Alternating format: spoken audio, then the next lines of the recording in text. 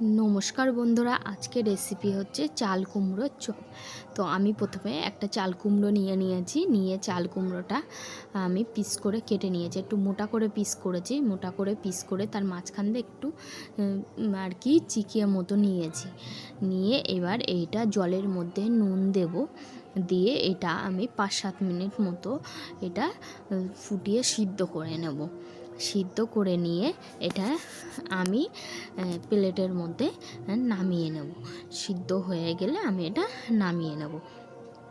নামিয়ে নিয়ে আমি এই জায়গা বাটা মশলাটা রেডি করে নেব। সর্ষে, পোস্ত ও কাঁচা লঙ্কা আমি বেটে নিয়েছি।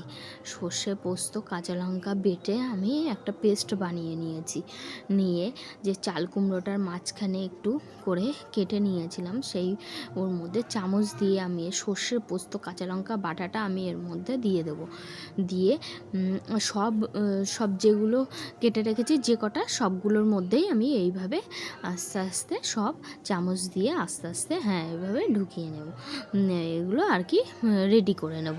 নিয়ে এবার তারপরে আমি একটা বাটির মধ্যে আমি 4 চামচ বেসন নিয়েছি আর 2 চামচ চালের গুঁড়ো নিয়ে এর মধ্যে নুন, হলুদ ও গোলমরিচের গুঁড়ো ও একটু কাশ্মীরি লঙ্কার গুঁড়ো কালারের জন্য দিয়ে আমি এটা ভালো করে জল দিয়ে এটা মিশিয়ে নিয়ে আমি জল দিয়ে ভালো করে ফেটিয়ে নেব।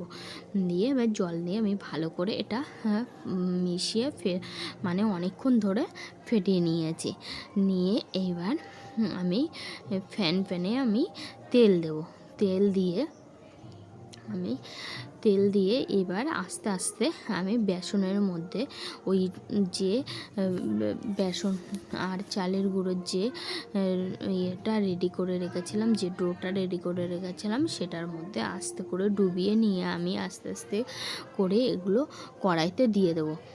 দিয়ে এবার এটা আস্তে করে আমি দিয়েছি গ্যাসের ফ্লেমটা দিয়ে, এবার এটা ভালো করে আস্তে আস্তে আমি এগুলো ভেজে নিও। তো আমার এটা ভাজা হচ্ছে, তো একটু লাল লাল মতো করে ভাজবো। যতক্ষণ না লাল লাল মতো ভাজা হচ্ছে, একটু গায়ের রঙটা একটু লাল মতো না হচ্ছে, ততক্ষণ আমি এটা ভেজে নেব না, কারণ বেসন এটা কাঁচা থাকবে, তার জন্য। ভেতরের চাল কুমড়োটা কিন্তু সিদ্ধ, কিন্তু ওপরটা তো কাঁচা। এবার বেসনের এটা যে ভাজা হয়ে যাবে, তারপরে আমি এটা নামিয়ে নেব। তো প্রায় কিন্তু হয়ে যাওয়ার মতো হয়ে গেছে।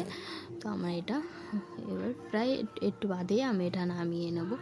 তো এই চাল কুমড়োর এই রেসিপিটা গরম ভাতের সাথে একবার অবশ্যই খেয়ে দেখবে, খুব টেস্টি হয়। তো আমার কিন্তু রেডি হয়ে গেছে চাল কুমড়োর এই চপটা। এই যে এর ভেতরে যে সর্ষে, কাঁচা লঙ্কা, পোস্ত বাটা দেওয়া আছে, সেটা বার করে গরম ভাতের সাথে মেখে খেয়ে দেখবে, খুব টেস্টি হয়। তো একবার অবশ্যই বাড়িতে বানিয়ে খেয়ে দেখবে। ঠিক আছে, টাটা, বাই বাই বন্ধুরা। আজকের মতো আমার রেসিপি চাল কুমড়োর চপ। তো বাই বাই বন্ধুরা, গুড নাইট।